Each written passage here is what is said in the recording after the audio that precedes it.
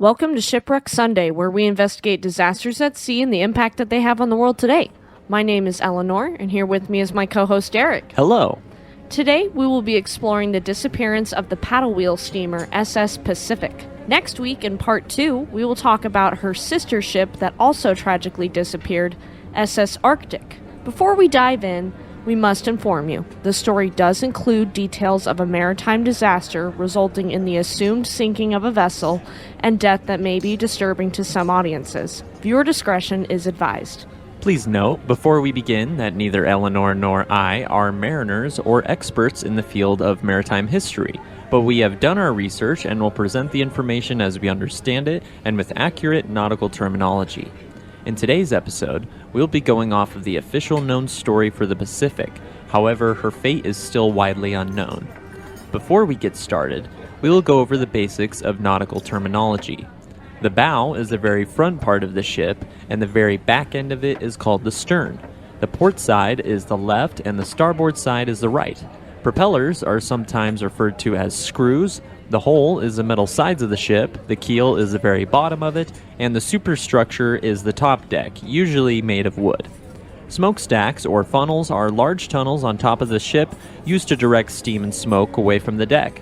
Masts are large wooden poles on the deck of the ship, usually used to hoist sails or hold a crow's nest where crew members can see for miles around the vessel. Beam is a measurement that refers to the width of the ship. Thanks, Derek. Our story begins in 1847 in New York City, New York.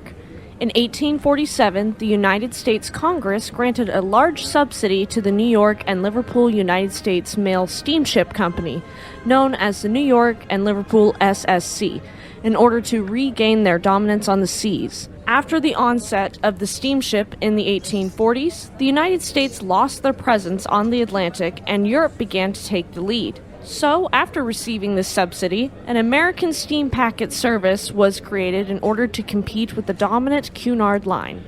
As the New York and Liverpool SCC scampered off with their subsidy in hand, they ordered 4 brand new ships from the Brown and Bell New York shipyard and established a brand new shipping line to manage them in the process, the Collins Line. The Collins Line ships were designed by marine architect George Steers to be larger, faster, and offer more accommodations to their passengers than what was seen on Cunard Line ships. Essentially, this was the cockfight of the seas, and the Collins Line came out swinging. You could definitely say that again, Derek. SS Pacific and her 3 sister ships, SS Atlantic, SS Arctic, and SS Baltic, were all wooden sidewheel steamers. Pacific was 281 feet long and had a 45-foot beam and was built from yellow pine, with her keel and frames being made of white oak and chestnut. As we know from other wooden ships we have covered, white oak is incredibly strong and durable and was very popular for shipbuilding. Pacific and her 3 sister ships all had a single smokestack, 3 square-rigged auxiliary sails, a flat main deck with 2 single-story cabins with one in the foredeck and one in the aft deck, and straight stems. Stems are the most forward part of a boat or ship's bow and is an extension of the keel and is most often found on wooden boats or ships, but not exclusively. The ships were all painted black with a red stripe running the length of the ship, and the smokestacks were painted the opposite of Cunard, a black stack with a red top. SS Pacific was powered by 2 side-lever engines that could deliver speeds of 12 to 13 knots. Something interesting about the designs of these engines is that the running gear was built in such a way that if one engine failed, the remaining engine could continue to supply power to both of the side wheels. She was equipped with 4 tubular vertical boilers and a double row of furnaces in order to provide steam to the engines. She could accommodate 141 crew members, 200 first-class passengers, and 80 second-class passengers. What about third-class passengers? Oh, no, not on Pacific. This was strictly a luxury liner. Well, how bougie. The accommodations for these high-class passengers were generous, spacious, and elaborately decorated. There were additional customer service accommodations aboard that had never been seen on the seas: a barber shop, a French maitre d' cuisine, and steam heating in the passenger cabins. Initially, only the 200 first-class passengers could be accommodated, but the 80 second-class passengers were added later. The ship's straight stems and high freeboards, or the distance between the waterline to the upper deck, provided steadier motion in the waves and protection from sea spray, adding to the luxury and comfort of these paddle wheel steamers. This luxury came at a large price tag, costing the Collins Line $700,000, which is roughly $27 million in 2022. SS Pacific was launched on February 1st, 1849, and passed her sea trials. On May 25, 1850, SS Pacific left New York City for her maiden voyage to Liverpool. Her entire career would be made on the New York City to Liverpool route. Between September 11th and 21st of 1850, SS Pacific made headlines when she broke the eastbound speed record across the Atlantic previously held by Cunard's Asia and took the coveted Blue Riband. Just a reminder for everyone, the Blue Riband is the award given to the ship with the fastest east or west transatlantic crossing. Pacific held this coveted title for less than a year when her sister, the SS Baltic, set the bar higher and took the award away from Pacific. She would again regain this title for a short amount of time with her eastbound crossing between May 10th and 20th of 1851 before her sister ship SS Arctic would take the Blue Riband from SS Pacific. SS Pacific would add those 80 second-class passenger accommodations in 1851, and in March of 1853, she would take part in the rescue of the crew of the barque Jesse Stevens, which had foundered in the Atlantic Ocean. A barque is a sailing vessel with 3 or more masts, having mostly the fore and main masts rigged square and only the mizzen rigged fore and aft. Sometime also in 1853, SS Pacific's mizzen mast was removed, presumably to reduce drag. This is unfortunately all the details on SS Pacific's career before her presumed sinking. We have reached the disappearance of SS Pacific. Just as a reminder to our listeners, what we are about to talk about does detail a maritime disaster resulting in the assumed sinking of a vessel and death that may be disturbing to some audiences. Viewer discretion is advised moving forward. Thank you, Derek. On January 23, 1856, SS Pacific departed Liverpool for New York City carrying 45 passengers and 141 crew. The lack of passengers was to be expected for winter voyages, with colder weather and rougher seas turning off many passengers. She was captained by Yarmouth skipper and navigator of worldwide reputation Captain Asa Eldridge, who was known for setting a transatlantic speed record in 1854 on the White Star Line clipper Red Jacket from New York to Liverpool. Unfortunately for him and everyone else aboard, SS Pacific never arrived in New York City. Other ships were dispatched to conduct a search, but as we all know, no trace of SS Pacific was ever found. Contemporaries of the time assumed she had probably struck an iceberg off of Newfoundland and foundered, similar to the Titanic disaster of 1912, as ice had been particularly bad that year. Another circumstance that made SS Pacific's journey more difficult was that Captain Eldridge and his chief engineer Samuel Matthews were both still pretty new to SS Pacific, having only made 2 round-trip voyages aboard the vessel, and this left some critics to blame their inexperience for the apparent loss of the ship. But, as more recent accounts have proven, the two had considerable experience. Pacific was actually the 4th steamer Eldridge had commanded, while Matthews had a long career on other steamships with another Collins liner with identical engines and boilers to Pacific's. With another ship that disappeared and we previously discussed, SS Neuronic, there were many rumors and conspiracies about the disappearance, including rumors of messages in bottles. SS Pacific also had similar rumors and rumblings.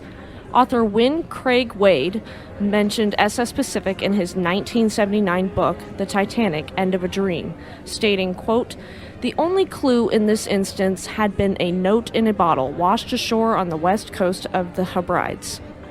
This bottled message allegedly said, "On board the Pacific from Liverpool to NY. Ship going down. Confusion on board. Icebergs around us on every side. I know I cannot escape. I write the cause of our loss that friends may not live in suspense. The finder will please get it published. W.M. Graham." Just like with the bottled messages involved with SS Neuronic, the bottled message found regarding SS Pacific has never been confirmed to have even existed. Although a British sea captain named William Graham was listed in the ship's manifold as a passenger who was on his way to New York as a passenger in order to take command of another vessel, as verified at the time by the London Shipping and Mercantile Gazette. However, Despite the lack of solid evidence, it is still most likely that SS Pacific foundered near Newfoundland due to an iceberg. Author Jim Coogan wrote an article to relate a claim by Stephen Fox that the SS Pacific had been found, stating, quote, "In 1991, divers found the bow section of the SS Pacific in the Irish Sea only 60 miles from Liverpool. Other than the claim, there is no other confirmation of this find, nor is it found in any other book. That no wreckage from the lost ship came ashore along the coast of Wales in the aftermath of her disappearance would also make it unlikely that the ship foundered so close to Liverpool," end quote. A recent book argues that the evidence used to identify the Welsh wreck as SS Pacific is far from conclusive, and that without more evidence proving this wreck to be SS Pacific, the alleged note in the bottle still provides the most likely explanation for the disappearance of the vessel. Recent dives of the Welsh wreckage supports the unlikelihood of this vessel being SS Pacific, with brass plates, cast iron irons, and copper discs recovered from the wreck being identified as being created in 1865, 1863, and 1865 respectively. These plates and irons were all created almost 10 years after the disappearance of SS Pacific, making this wreckage impossible to be SS Pacific. So, just to be clear, SS Pacific has never been found or confirmed to have been found in any part of the Atlantic Ocean, and this even includes the more than likely resting place off of Newfoundland. SS Pacific's fate is still unknown. Even the Royal Commission on the Ancient and Historical Monuments of Wales has concluded that the wreckage in Wales is highly unlikely to be that of SS Pacific. Eleanor, what do you personally think happened here? And just to remind everyone that neither Eleanor nor I are mariners or experts on maritime disasters, but we have done a lot of research into shipwrecks. Thanks, Derek. Just based upon my limited knowledge gathered from researching shipwrecks and sinkings, I do have my own idea of what happened. I'm going to go ahead and assume that the message in the bottle found off of her brides is to be believed, and that the ship foundered due to an iceberg. Although wooden vessels are strong and many, including Shackleton's Endurance, can be built to withstand ice, SS Pacific was not built the same way as Endurance. I'm going to take a bit of creative liberty here and assume they sighted the berg and attempted to avoid it, similar to how Titanic attempted to avoid their berg. Regardless of port or starboard, SS Pacific would hit the berg and immediately begin listing to one side or the other. With the size of the ship, and depending upon where she struck the berg, we can safely assume she took between 20 to 40 minutes to founder, with this seeming to be the average for ships in similar situations. This doesn't discount the fact that many ships sink quickly, so the timing could have been much shorter or longer than my assumed range. With the confusion listed in the message in the bottle, however, I'm going to assume the shorter end of this range, around 10 to 20 minutes, and that there was not ample time or organization to get everyone into the lifeboats properly. There were no survivors or bodies recovered, so if anyone did make it into a lifeboat, they were lost at sea. The conditions would have been colder than when Titanic sank, so many likely would have perished due to hypothermia if they did not drown. Again, this is only my theory on how the sinking went and is not confirmed in any way, shape, or form. SS Pacific disappeared with all hands, including Bishop of Hartford, Connecticut, Bernard O'Reilly, who was returning to his diocese after an 1855 excursion to Europe. This episode hopes to commemorate the loss of every passenger and crew on board, and to bring awareness to the disaster. Hopefully one day we know what happened to SS Pacific and everyone on board. Thank you for tuning in to Shipwreck Sunday. If you like this episode and are listening on YouTube, please give us a like, leave us a comment, and subscribe to our channel. If you like this episode and are listening on Spotify, Samsung Podcasts, Amazon Music, or another podcast service, please subscribe for more content and leave us a 5-star review, as it does help us reach more listeners like you. Tune in next Sunday for the story of SS Arctic, the sister ship of SS Pacific that also disappeared. Don't forget to check out our sister podcast, Slasher Saturday. Have a great week, and we'll see you next time.